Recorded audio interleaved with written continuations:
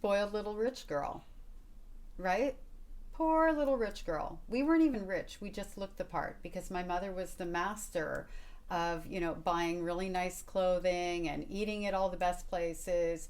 We lived in a beautiful house which had no furniture and never had guests over because it had no furniture, but we definitely looked the part. And so when I was running away from home over and over and over again, I looked like I just wasn't getting my way, like I was a brat. Look what I was doing to my mother, who was beside herself. Nobody was asking the right questions. Nobody was identifying with me. Everybody was identifying with the abuser. Police officers, oh, you're worrying your mother so much. That sort of thing. And look how lucky you are to have all of these things. Yeah, I was so lucky. Age 5, she drops me out of a 2-story window trying to unalive me, breaks my arms instead. I end up living with my grandparents. Also, big, beautiful house. He's molesting me. End up living with her again. Now she's putting me in the arms of another molester, a lifeguard in our building.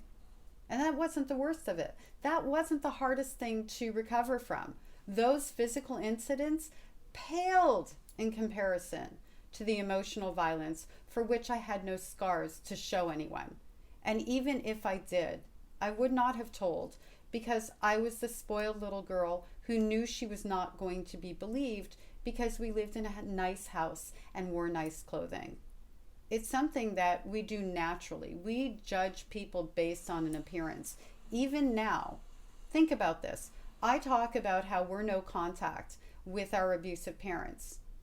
And people come at me and go, you're an adult now and this, that, and the other. They forget there was a little child who was being abused and helpless. And now that we're adults, whether or not we're safe from those parents is actually irrelevant. It's about the value of that relationship, and we're not safe. Emotionally, we're not safe. But it's really about the value of that relationship. Is it loving? Is it a relationship with trust? Does it have value? And, should we be subjecting ourselves and remaining attached to somebody who turned our childhood into a traumahood? Somebody leaves their husband for domestic violence. They don't try to push you back in that relationship, no matter how nice the house is, right? No matter how we look all put together you're all together now, you can handle that. But now when we're all together as adults and we've worked on ourselves and come to a healthy place, they don't see that vulnerable little child anymore. So the expectation is we should now be good daughters and sons. They should have been good and loving and safe parents.